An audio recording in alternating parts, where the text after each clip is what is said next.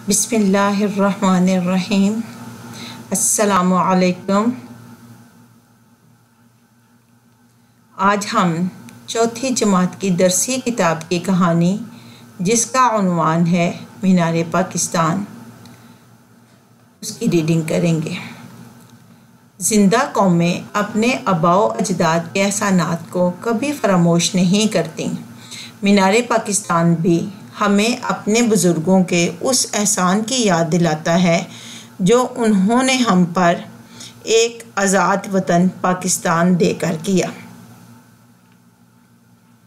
आज हम मीनार पाकिस्तान की ख्वादगी और अल्फाज मायनी करेंगे। उम्मीद है कि ये कहानी आपको बहुत अच्छी लगेगी क्योंकि ये हमारी तारीख़ के मुतल्लक है। ये हमें बताएगी कि हमने पाकिस्तान कैसे हासिल किया। सफ़ा नंबर 68 निकालें और हाथ में पेंसिल प्लीज़ पकड़ लें। हमने मुश्किल अल्फाज को अंडरलाइन किया है। आपको भी जो मुश्किल अल्फाज लगें आप उनको अंडरलाइन कर लें। ज़िंदा कौमें अपने आबाओ अजदाद के एहसानात को कभी फरामोश नहीं करती। मीनार पाकिस्तान भी हमें अपने बुज़ुर्गों के उस एहसान की याद दिलाता है जो उन्होंने हम पर एक आज़ाद वतन पाकिस्तान देकर किया।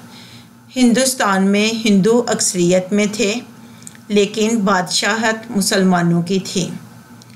मुसलमान बादशाह हिंदू राया के साथ बहुत अच्छा सलूक करते थे। इसी दौरान में अंग्रेज़ इस मुल्क में तिजारत की गरज से आए मगर इस सोने की चिड़िया को देखकर उनकी राल टपकने लगी। उन्होंने अपनी अय्यारी से मुसलमान हुकूमत को कमज़ोर करना शुरू कर दिया और साथ साथ अपनी फ़ौजी क़ुव्वत भी बढ़ाने लगे।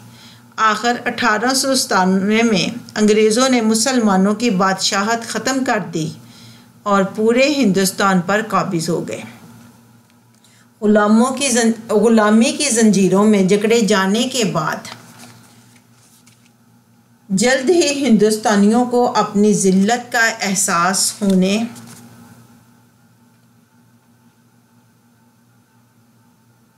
होने लगा। चुनाचे चंद अकाबरीन हिंदुस्तानियों को ग़ुलामी की ज़िल्लत से निकालने के लिए कमर बस्ता हो गए।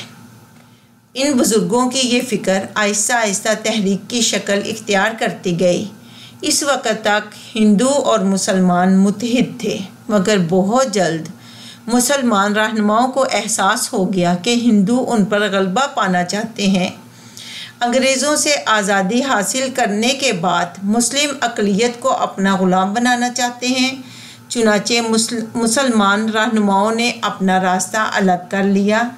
उन्होंने अपने हकूक़ की जंग के लिए ऑल इंडिया मुस्लिम लीग के नाम से सियासी जमात कायम की।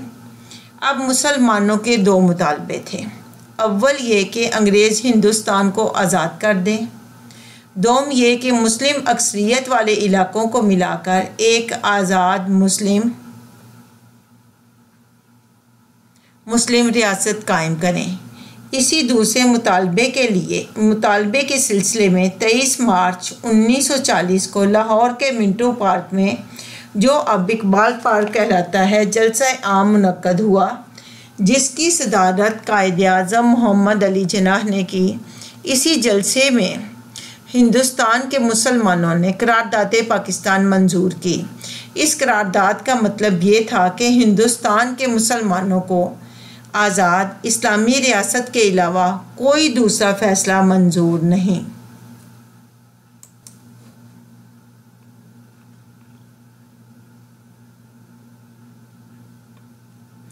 यही करारदाद ही क़याम पाकिस्तान की बुनियाद बनी जिसकी यादगार के तौर पर मीनार पाकिस्तान तामीर किया गया।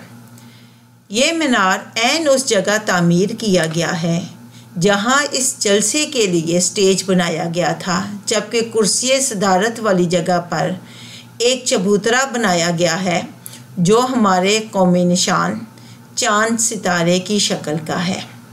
मीनार का निचला हिस्सा 10 पंखुड़ियों वाले खिले हुए फूल की तरह है। कई मंजिलों वाला ये मीनार 158 फुट ऊंचा है। मीनार के ऊपर तक जाने के लिए 324 सीढ़ियों के अलावा एक लिफ्ट भी मौजूद है। मीनार का निचला हिस्सा बहुत चौड़ा और कुशादा है। दरअसल ये एक गोल कमरा है जिसके बाहर की दीवारों पर खूबसूरत मेहराबें बनी हुई हैं। संगे मरमर की दीवारों पर पाकिस्तान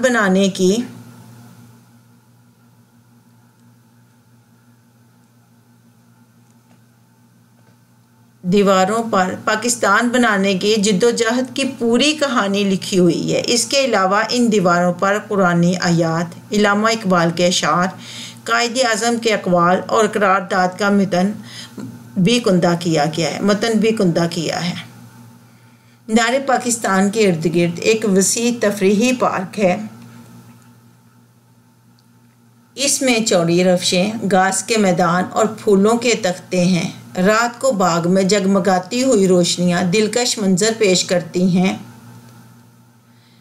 मीनार के अहाते ही में अजीम शायर हफीज़ जलंधरी का मज़ार भी है, जिन्होंने पाकिस्तान का कौमी तराना लिखा था। रोज़ाना हज़ारों की तादाद में मुल्की और गैर मुल्की सयाह फ़न तामीर के इस खूबसूरत नमूने को देखने के लिए आते हैं। तो कैसी लगी आपको ये कहानी? अच्छी है ना? आपको पता चला है कैसे मीनार बना, किस जगह मीनार बना, उसमें क्या हुआ था। करारदाद के लिए पहले सारे हमारे जो मुस्लिम रहनुमा थे वो इकट्ठे हुए थे और उधर एक करारदाद मंजूर हुई थी जिसकी बुनियाद पर ये पाकिस्तान बना था। समझ आई? अब हम अल्फाज मायनी करेंगे। अल्फाज मायनी: अय्यारी, मक्कारी। अय्यारी, मक्कारी, कुशादा, खुला, कुशादा, खुला, कुंदा, खुदाई करके लिखना, किसी चीज़ को खोद कर लिखना। करारदाद, तजवीज़। मतन, असल इबारत, महराब, मस्जिद की कुमान नुमा जगह। अल्फाज मायनी को खुश खत करके अपनी नोटबुक में लिखें और याद करें। तारीख़ और क्लास वर्क भी लिखिएगा और काम सफाई से करें। मुश्किल अल्फाज को अंडरलाइन करें और उनको याद करें। कुछ अल्फाज हमने अंडरलाइन किए हैं और जो आपको मुश्किल लगते हैं आप उनको अंडरलाइन करें और याद करने की कोशिश करें। जज़ाकल्लाह खैर।